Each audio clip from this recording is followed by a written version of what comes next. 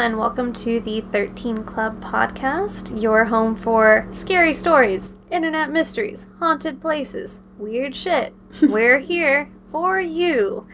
My name is Miramay. And I'm Spectre. And we are so glad that you're here. This is episode 9 Holy of the podcast. shit! We're almost in the double digits. We are. And technically it's like more than 9 because we've had postmortems for most episodes and we had one film exchange. I feel like I want to come up with like a cool, catchy name. For the film exchange? But I just don't know what to call it. Yeah, I don't know either. That's why I called it film exchange. If you've got any suggestions, listeners, let us know. All right, let's go for it. So what do you know about the murder story? I know I'm always like, we don't do true crime really here. But something, I think we should. But something really important happened. It's a huge update, and I didn't really see a lot of coverage on it. And I will be kind of surprised if you even heard about it. But I think it's important, so I wanted to share it. Because this is a case that was really disturbing for me when I first started, getting into true crime. Mm-hmm. What do you know about Junko Furuta? That name sounds familiar to me. But I don't know. So I will tell you about the case, and then I will tell you about the update. Sure. So, Junko Furuta was a 16-year-old Japanese schoolgirl who underwent 44 days of rape and torture before dying in the hands of her captors on November 22nd, 1989. Furuta was a 17-year-old high school student in Tokyo, Japan, when she was kidnapped in December 1988. Her kidnappers were also teenagers, and one of them was even her classmate.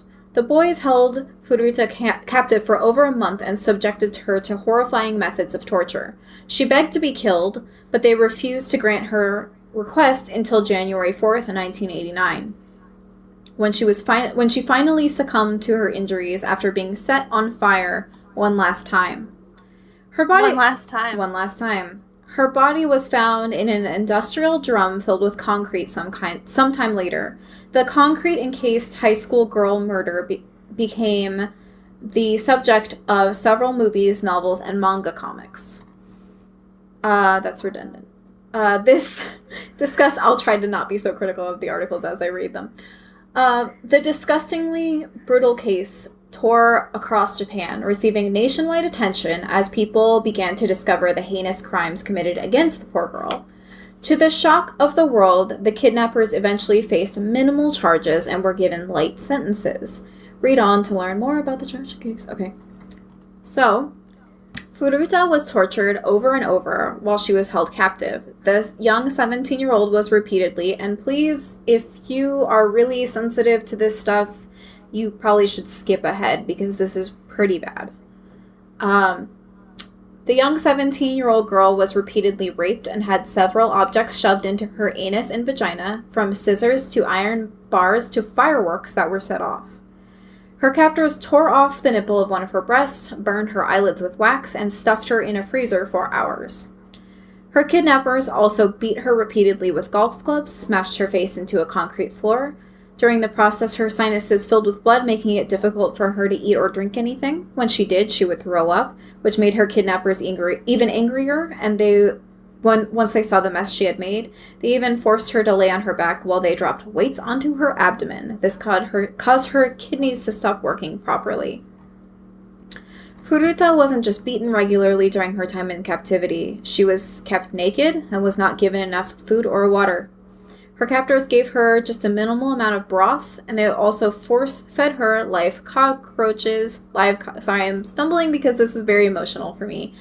This was a case that really upset me when I first heard of it, and it's still upsetting now. They also force-fed her live cockroaches and made her drink her own urine. Between the beatings and lack of proper sustenance, Furuta was physically weakened. According to accounts from the teenagers who captured her, she once spent an entire hour trying to get down the stairs to the bathroom. Furuta's kidnappers raped and assaulted her daily. Over 44 days that they held her captive, she was raped over 400 times by more people than just the 4 teenagers. In one day alone, she was raped by 12 different men. This means that other people knew about her situation but did nothing to help. Furuta wasn't just beaten with golf clubs and fists, she was also burned repeatedly with lighters, lit light bulbs, and candle wax. Her captors burned her eyelids by holding a cigarette lighter to them and placed fireworks into various orifices before lighting them. Her burns were so bad that she repeatedly went into convulsions several times due to the pain. On her last day in captivity, Furuta played a game of mahjong with her kidnappers. She won, which made them mad. So mad that they doused her in lighter fluid and set her on fire. Furuta was burned beyond recognition. They didn't try to douse the flames and just let the fire burn itself out. She died in horrible pain the next day. There aren't many details about how her body was actually found or what led the authorities to the reclaimed land of the Koto area of Tokyo where Furuta had been dumped. What is known is that her body was disposed of by her captors on January 5th, 1989. The boys filled a 55-gallon drum with quick-setting concrete and put Furuta's body inside. Then they placed the drum in Koto. According to reports, when the parents of one of Furuta's captors, Nobuharu Minato, came home, the boys first had Furuta pose as a girlfriend. Over time, it became clear what they were up to, but Minato's parents didn't do anything about the situation. They heartlessly let her be tortured in their own home. Allegedly, the parents were afraid of their son, Hiroshi Miyano, because he had low-level Yakuza connections. The Yakuza are a Japanese crime family that is similar to the Mafia. They have control over some major industries in Japan and are known to be violent to those who cross them. Furuta was held captive in the house of one of her kidnappers for 44 long days. During the entire ordeal, she begged them to kill her several times, but they didn't give her the satisfaction of death until they were done torturing and tormenting her. She also tried to escape several times and nearly succeeded once. She managed to get to the phone and call for help. Unfortunately, her call was cut short because her attempt was discovered. The boys decided to punish her by dousing her feet in lighter fluid and setting them on fire. By all accounts, Furuta was a well-behaved student. However, her encounter with one of her classmates, Hiroshi Miyano, who had a crush on her, proved to be her downfall. Furuta turned Miyano down when he asked her out, and that became the catalyst for her kidnapping. Miyano was one of her captors, along with his friends Jo Ogura, also known as Jo Kamisaku, Nobuharu Minato, Yasushi Watanabe. Miyano and Ogura were 18, the others were 16 and 17. One of the first things that Furuta's captors did was have her make a phone call. They forced her to call her parents and tell them that she had run away from home. She further elaborated, saying she was fine, not in any danger, and was staying with a friend. This prevented them from calling the police, which would have started a search for her whereabouts. The 4 teenagers who tortured Furuta and eventually killed her were all tried as adults. However, due to the ways in which criminals are sentenced in Japan and the fact that all 4 pled guilty to their crimes, they received rather lenient sentences. The ringleader in the case, which some sources mention as Kamisaku, received 20 years in prison, but only served 10. The others served between 3 and 9 years, most of them which served in juvenile prisons. They are all out of jail now. However, in 2005, Kamisaku was arrested for beating one of his acquaintances for 4 hours straight. Never could have saw that coming, right? Yeah, who would have thought? He also allegedly threatened to kill the man. In the end, he was sentenced to 7 more years in jail and is out again on the streets. Oh, perfect. Furuta's parents were shocked at the short sentences the kidnappers received. They took their case to civil court in hopes of punishing the criminals. They were awarded 50 million yen in compensation, which is the American equivalent to $600,000.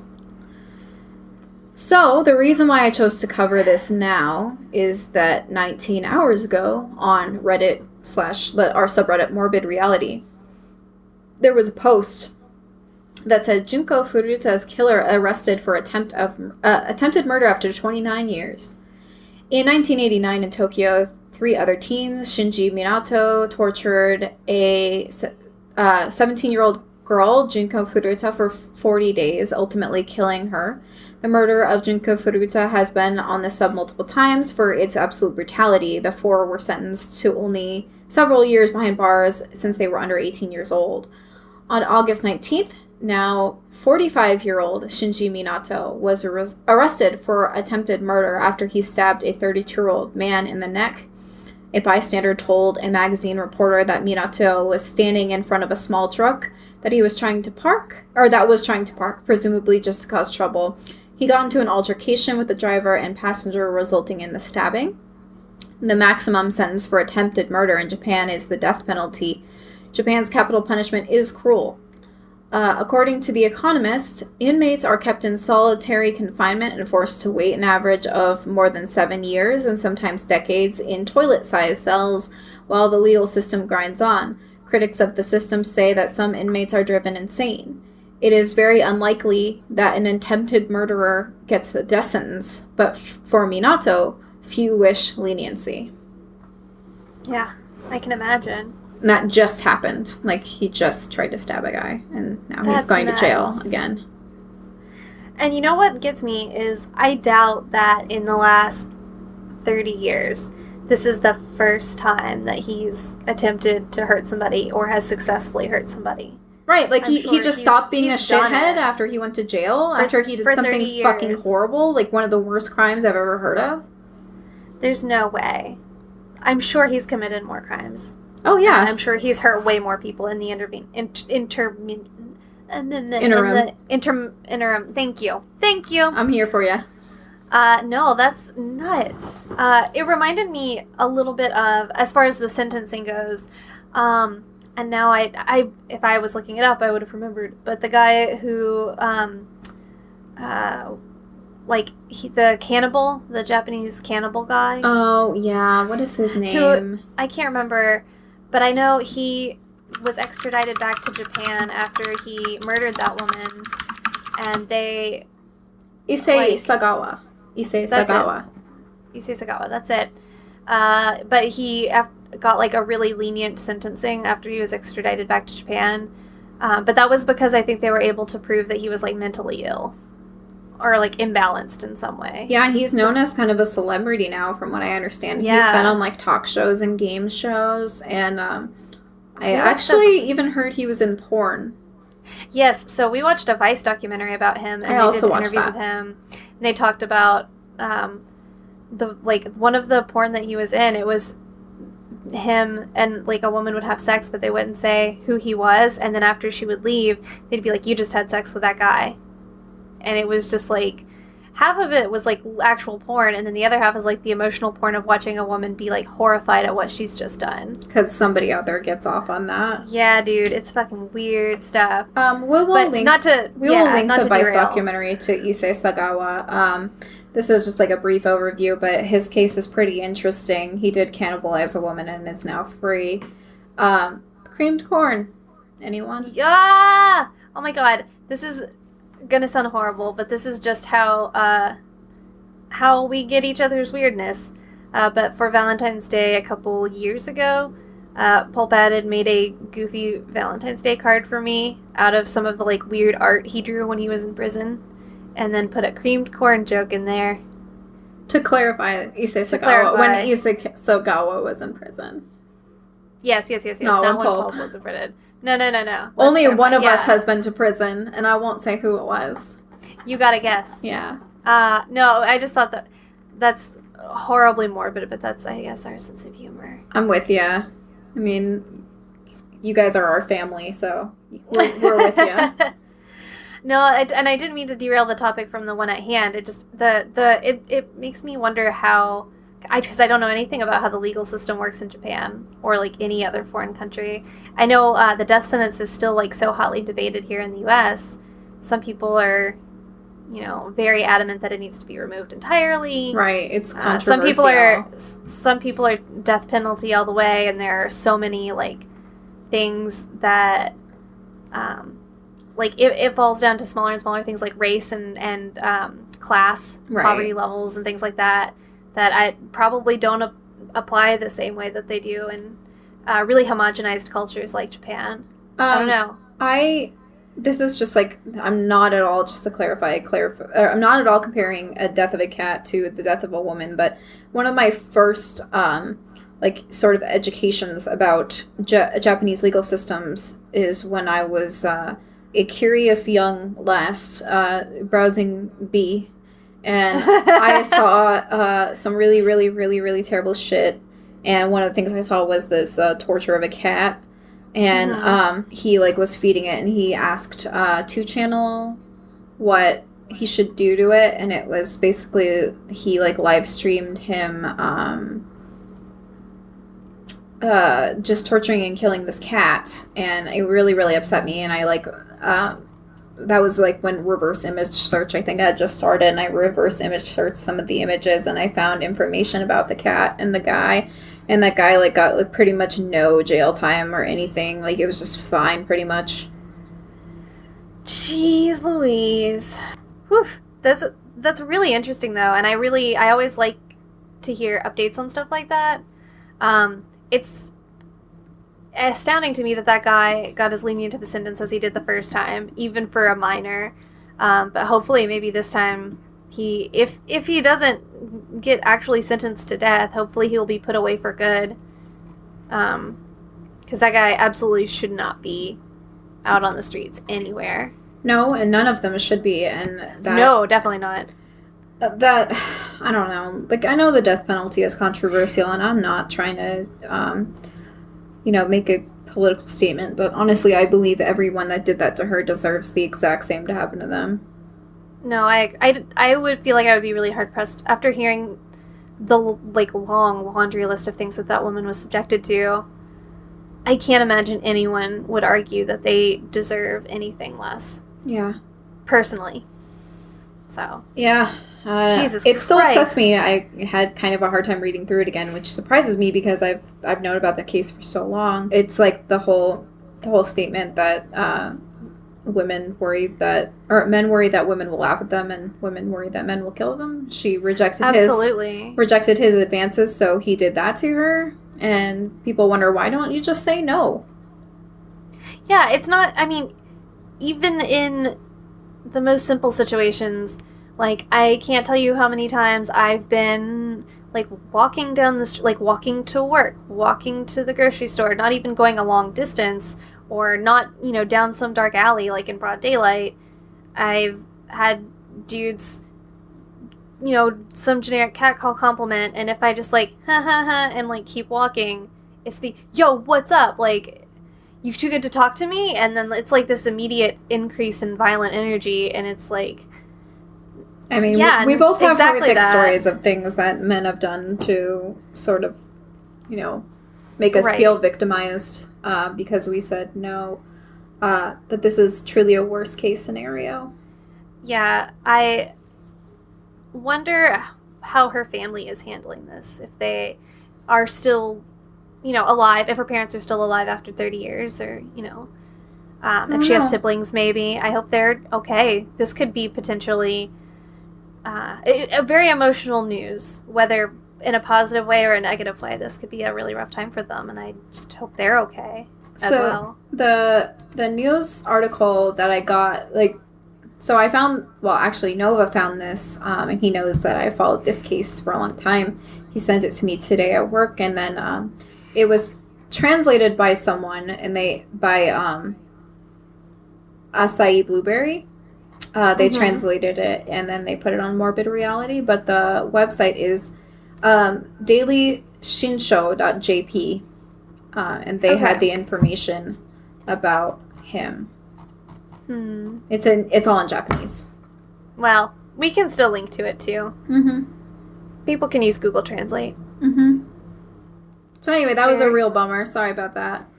That's okay. Mine is, I guess, slightly more of a picker-upper? Good. All right, go ahead. I'm ready. So, mine is like a little bit of a lot of things, but if I had to give a broad title to my subject, I would say my discussion this episode is about the New Jersey Pine Barrens. Okay. Which I'm sure you know about at least a little bit, whether you know it or not.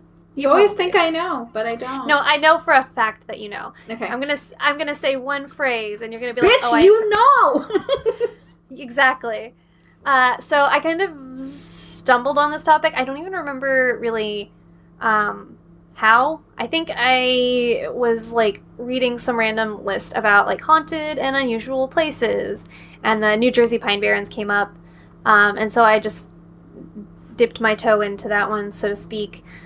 Many of New Jersey's creepier legends emerge from the Pine Barrens. Before I get started, I pulled from a bunch of articles and wove them together for this one, so I'm not going to credit them all individually, but they are all going to go up on the blog post. Okay.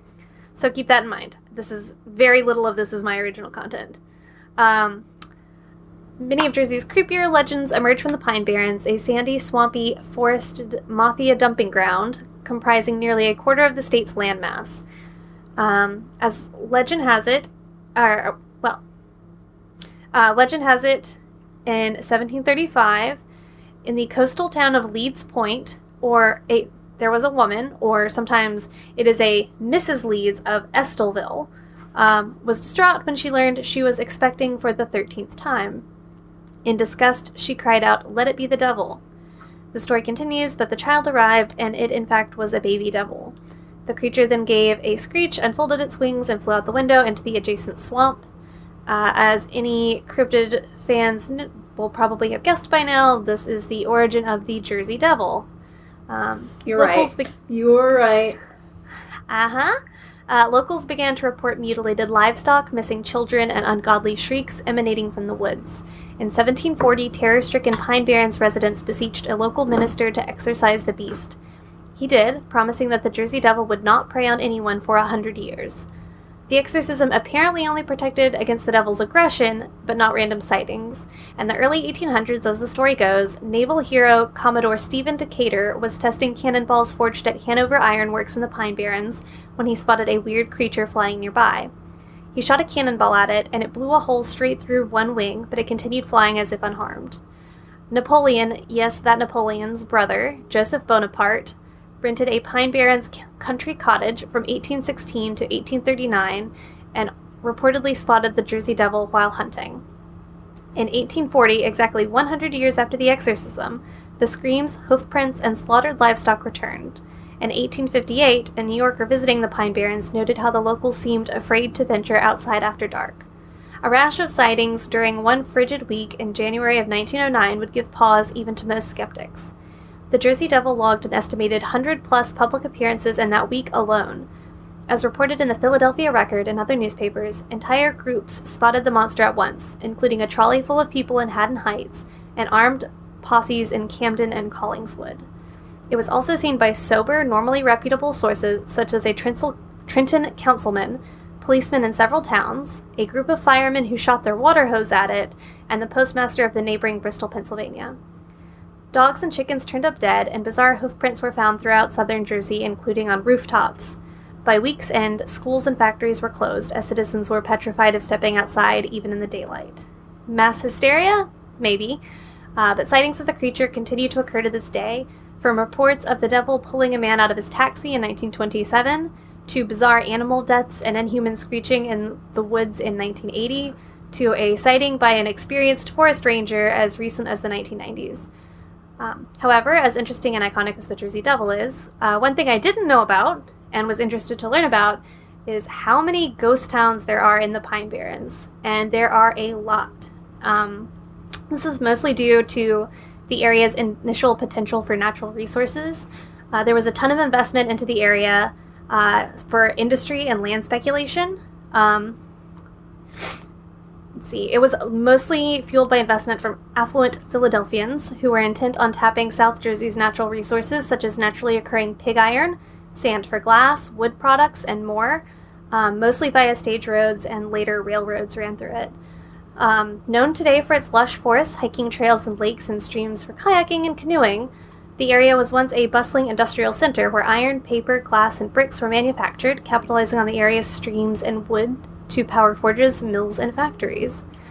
People flocked to the sites from the 18th to 20th centuries, seeking low-paying but seemingly stable jobs and the chance to grab some land of their own. But eventually opportunities faded, and so did the liveliness of many Pine Barrens towns. Today, much of that history of New Jersey's suburban wilderness is visible only by its leftovers and legends. Those legends and histories wind through former small towns across more than a dozen sites. Some are preserved to reflect their original state, and others are nearly gone, visible only to the naked eye. One of the most intact places that you can still visit is called the Addison Mansion. In the village of Addison, an 1800s mansion overlooks Route 206. The massive 14-room house was once a summer home for the wealthy Richards family of Philadelphia, who operated one of many successful furnaces in the Pine Barrens. Surrounded by lush green trees today, the way it looks now is a far cry from what it was at the time. Instead, the area was a noisy, smelly, smoggy mess, with factories working overtime. Without today's protections for the pine lands, factory owners tore through the forests, leaving some areas nearly barren as they cut down acres of trees. But decades later, the booming coal industry put a dent in iron profits, and the family went bankrupt. The mansion was eventually shuttered and stood vacant for years. The empty mansion beckoned trespassers who marred its walls with graffiti into the 20th century. One of the pieces, left untouched during the restoration of Addison House, alludes to a scandalous murder in the Pines. In 1916, the Pine Barrens made a splash on the front page of the New York Times when Andrew Ryder, a notable businessman who owned a cranberry farm, became wrapped up in a murder case. In a small town like Addison, there are a few secrets. Ryder was known for paying his workers in cash as the season came to an end. That year, when he was less than half a mile away from Addison with a car full of cash, a group of men, several of whom were dressed as women, emerged from the woods with guns attempting to rob Ryder. The driver put the car in gear to tear through the mob, but the men started shooting, hitting everyone in the car and fatally wounding Ryder's brother Henry as the vehicle fled the scene. In the end, the robbers didn't get off with any cash or scot-free. A nosy neighbor who saw their vehicle with a Pennsylvania license plate became suspicious, jotting down the number and eventually turning it over to the police after the murder. The graffiti in Addison House, which is dated 1923, shows a car racing away from the scene, a depiction historians believe is a reference of the murder. Some of the Pine Barrens' lost towns are evidence of an area that once thrived, but others never even had the chance to get off the ground. In an effort to draw new residents from around the country, developers sectioned off plots of a small town named Paisley and advertised it as the Magic City, which would boast a music conservatory and serve haven for artists and intellectuals. There were about 13,000 lots divvied up and put up for sale, but the claims were steeped in exaggeration. There were never more than a dozen houses, says Barbara Solom, a Pine Barrens expert and author of the book Ghost Towns and Other Quirky Places in the New Jersey Pine Barrens. Those who arrived just found a mattress factory and several dirt roads with rundown homes. So grand plans for Paisley never came to be. Just today, there are several homes left standing of what used to be Paisley on a secluded, unpaved road. Then, in the earliest, marked by graffiti on the roadway, a quick walk over a set of train tracks and into the woods reveals the remnants of a brick factory at Brooksbrae. Built in the early 20th century, the factory never ran as its owner suddenly died before it could open. In 1915, a fire burned through the area, killing caretakers of the plant in a nearby home and ravaging the factory. Today, colorful graffiti covers the bricks and surrounding trees, and tunnels left behind by the factory provide shelter for trespassers who come with bottles and kindling for fires. While the fire-destroying Brooksbrae was deemed accidental, locals subscribe to another explanation, one that fills gaps in the account of the fire. It's about Bill and Peggy Clevenger, a local couple known for Bill's hell-raising and Peggy's naivete. As legend goes, Bill had promised to come back after he died to let Peggy know where he was slated to spend eternity. On the night of his death, a well bubbled behind their home, leaving Peggy with no question as to where Bill was spending his afterlife. Quote, "For all his faults, Bill did love Peggy and made sure she was left with a hefty sum of gold, something she often bragged about publicly. One night, someone broke into Peggy's home and robbed her before setting fire to it, ultimately killing her. For years after, when fires would spark in the Pine Barrens, locals wondered if Peggy and Bill, who later became known as the Pine Witch and Pine Wizard, had left a curse on them. For some, this legend better explains the destruction than their police report that was actually filed."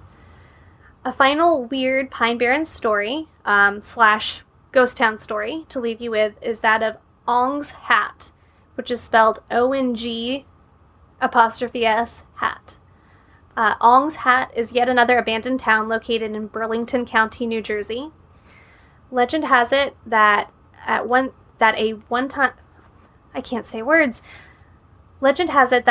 time a resident of the area was a flashy young gentleman by the name of Ong. While his first name is unknown, Ong is an old-time Pine Barrens name, and one of the earliest Pine Barrens settlers was a man named Jacob Ong. He was a fixture at local dances, where he was famous for being able to woo the ladies with his fancy dance moves and suave attire, most notably his silk hat. Apparently, Ong was something of what modern youth call a player, in that he would flirt and dance with all the ladies he could. One of his love interests caught on to this practice at a dance and attacked Ong, taking his hat and stomping on it. Ong, who was very drunk and very upset that his chapeau had just been ruined, ran outdoors and tossed the hat in the air out of frustration. It caught in the high branches of a pine tree and stayed there for years. It became a landmark by which people could find the small village, and the area was dubbed Ong's Hat.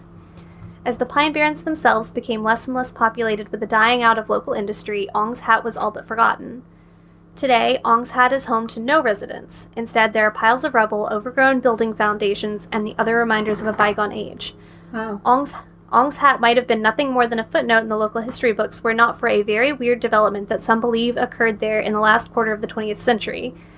The opening of a gateway to another dimension. I think I've heard of this. Okay, good. Sorry. I got excited. No, you're fine. I'm just passionate. The following more recent history of Ong's Hat and its mysterious interdimensional portal can be found in a book entitled, quote, Ong's Hat, The Beginning. The author of the book, Joseph Matheny, is coy as to whether he intended the work as fact or fiction. The split between who believes the book is fiction versus nonfiction is pretty even, he has said. Some claim that the book is pure fantasy and was set up as a hoax that many have come to accept as real. According to Matheny's history, the Moorish Orthodox Church of America was founded in the 1950s by a group of white jazz musicians and poets who were formerly members of the Newark-founded Moorish Science Temple. The members of this small sect traveled the world learning different philosophies and spiritual practices from all different masters of the Eastern world. One of these travelers was known as Wali Fard. When Fard returned from his travels abroad in 1978, he spent all of his savings on 200 acres in the New Jersey Pine Barrens. Along with a group of runaway boys from Paramus and 2 lesbian anarchists, he moved onto the property and formed a newer, even more exclusive sect called the Moorish Science Ashram. Fard published a series of Xerox newsletters proclaiming his beliefs. Those on the fringe who read his words began flocking to his land. Among these refugees were 2 scientists looked down upon for their radical views, Frank and Althea Dobbs.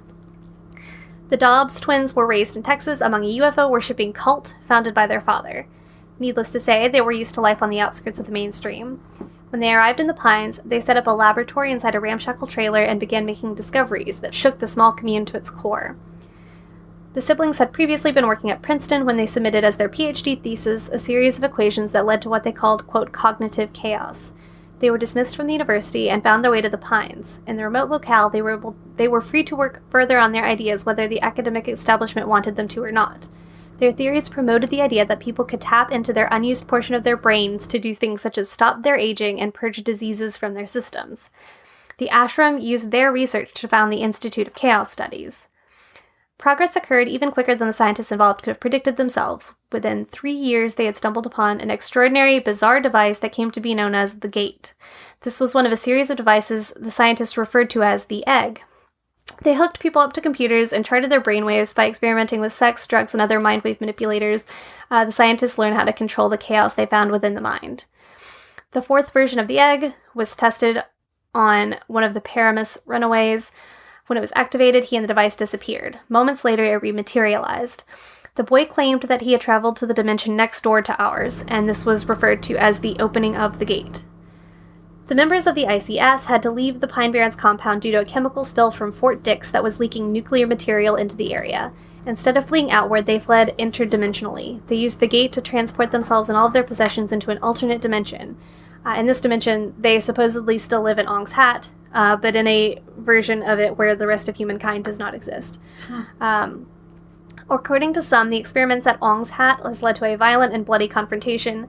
They claim that the government got wind of the experiments being conducted at Ong's Hat and stormed the compound there, killing 7 members of the group. Some say it was Delta Force who did the killing, while others blame operatives of Russian or Danish militaries. Skeptics of this far-fetched tale believe that Joseph Matheny's book Ong's Hat is nothing more than a work of pure fiction, bolstered by an elaborate internet hoax. Others claim that Matheny has had to hint at the book being a hoax in order to preserve his efforts to tell the truth and protect his own safety. let's see. He, just to wrap that up, he claimed that he had found a book, like a catalog, involved in the Ong's Hat saga that was called the Incunabula catalog. Yeah, I see the picture of it right here. He, like, it was, like, posted on, like, really early internet, like, early 90s internet forums, and claimed to have interviewed one of the physicists mentioned in the papers, as well as the original author of the book he had posted. The 4 documents make up what is known as the Incunabula Papers. Unclear as to whether there was any documentation of these alleged events other than the one that Matheny, quote, found and posted himself. So, was Ong's Hat ever the home of a mysterious cult of science nerds, or is this interdimensional gate merely one of the earliest known internet hoaxes? Whatever the case may be, the story of Ong's Hat is truly a bizarre one and believed to be more fact than fiction by more than just a few sci-fi fanatics. Huh. And that is my overview of a few weird things that have come out of the New Jersey Pine Barrens. That was cool. I mean, we started with Jersey Devil and we ended up with this cool sci-fi cult. Yes, we've got monsters, we've got cults, we've got ghost towns. We just have everything. Everything. There's, really, what more could you ask for? It's all on the Pine Barrens. That was cool. Thank you. I was not sure if it was too all over the place or not. But No. I just felt like, I was like, I should leave that out. And I was like, no, don't leave that out. It was like twisting and turning. Like at first I really thought the whole thing was going to be about the legend of the Jersey Devil, and then we ended up here. I want to over time, like, touch on classic cryptid stuff, but I don't want to do it because, like, it's been done to death. Yeah, that's how I feel about true crime, but maybe we should just, like, come at this from like, like I said, we're curators, so we pick the things that are interesting to us. So if it's interesting to us, it probably belongs on the podcast. Right. I think that's fair. I still, one day, I've got a lot to say about Mothman. Yeah, I'm waiting for that video. For that roast. Oh, I'm gonna try not to roast too hard. But, so that is that's my thing. That was cool. With my thing. I liked the thing. One thing really quick, I just remembered before you do that. Go for it. The woman who wrote the book about the Pine Barrens, I know I wrote her name down somewhere. Barbara Solem. Okay. I'm not sure if she's still doing it, but I think a year ago, or maybe 2 years ago, she did a tour of several of these ghost towns. So if anyone's in the area and you want to road trip and check these places out, the literal expert is doing little tours. That's something you can potentially sign up for. Awesome. I'm certainly interested. I'm interested too. I definitely, on Twitter and Instagram and stuff, want to post pictures of some of these places because the ruins are pretty cool. Yeah. Okay, what's our superstition today? So, I feel like this is predatory on us, but it's pregnancy.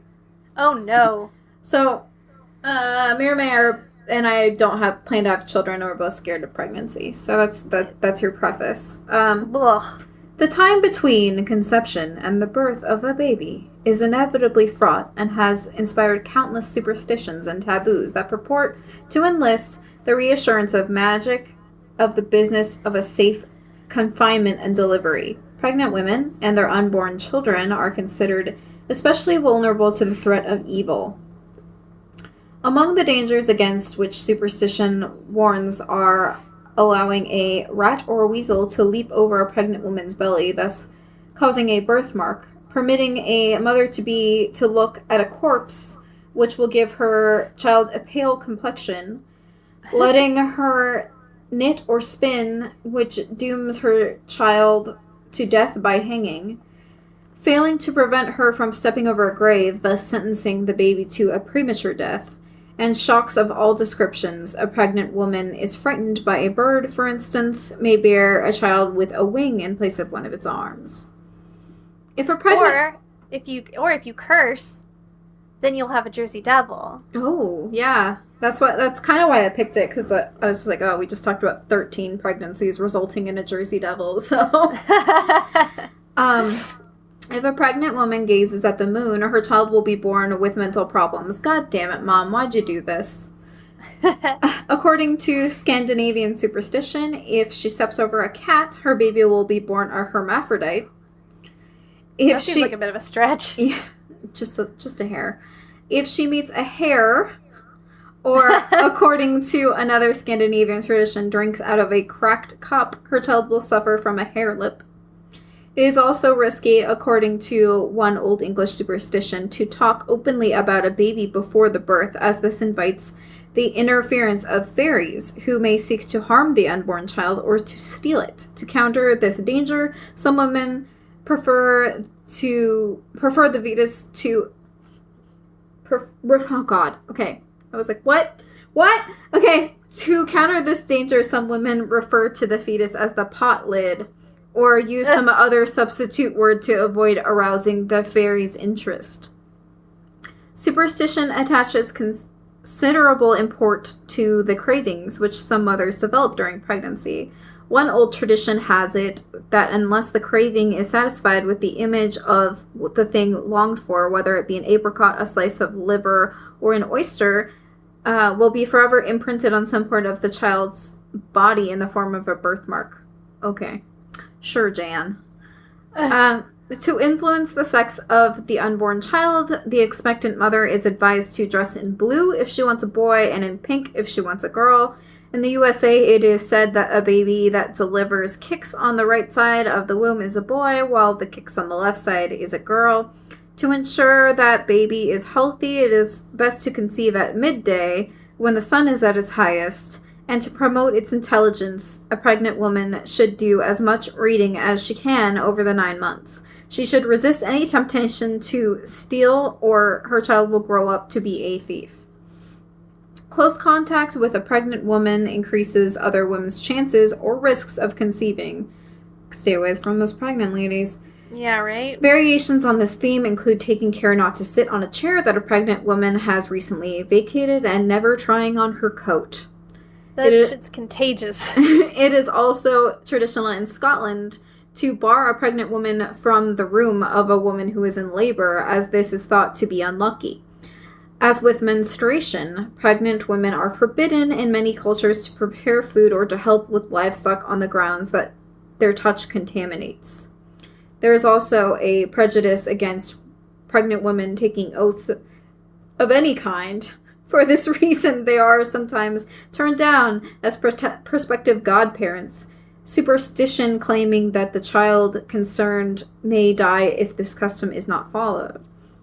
Male partners are not entirely ignored in the superstitions that surround the business of pregnancy. Indeed, in some societies, it is the male who behaves like the one who is having the child, suffering all the pangs and aches of pregnancy in the woman's stead. Sure, Jan.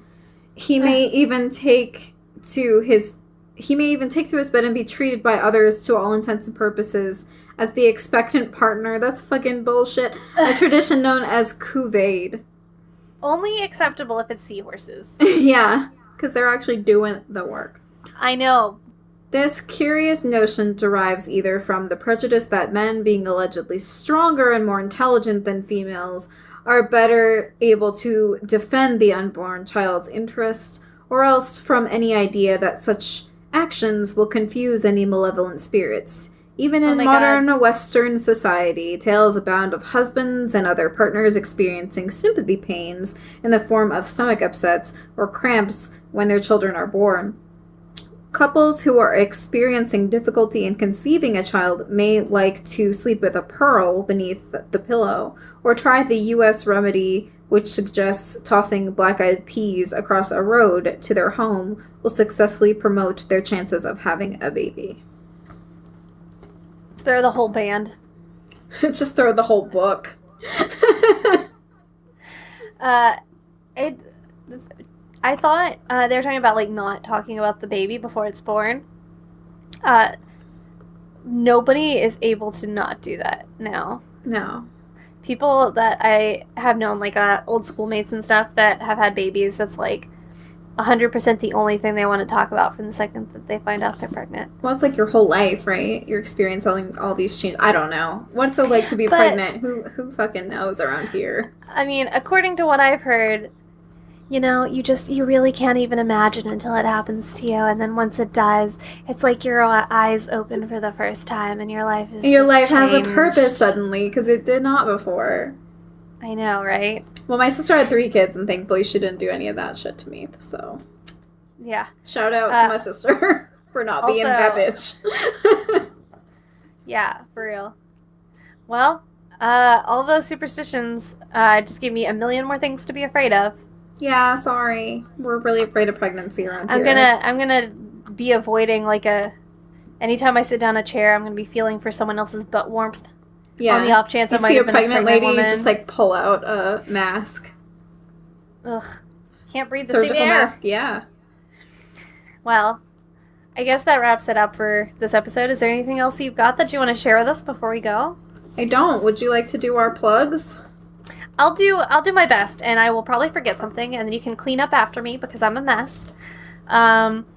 We can be reached through Twitter and Instagram. We post there regularly. On Twitter, we are ominous_glitch, and on Instagram, we are ominousglitch, all one word. We have blog posts that contain links to all of the source materials we use for each episode that are posted on ominousglitch.com. There's also a video version of this podcast available on the Ominous Glitch YouTube channel. We have a Ko-Fi where we accept donations if you feel like our content is good and you want to buy us a coffee. ko-fi/the XIII Club. Yes, thank you. Is there anything else? Oh, people can email you if they've got good spooky stories. Spectre, SPECTRE @ominousglitch.com. And if on Twitter and Instagram, I will hear you. Yeah, you can hit us up, either one. Mm-hmm. And if you've got a good scary story or weird thing you want to share, just be cool. Don't be a dick. Yeah, don't be that one guy that you know who you are. Don't be that guy. Don't be that guy. All right, I think that probably covers it. Thank you guys so much for tuning in for 9 whole episodes, and we will see you soon. Do you have a weird, dumb thing you're going to try and close it out with this time, or did you already forget about that tradition? I forgot about it already. We don't have to do it. Yeah, all right. Smell you later. Bye. Bye.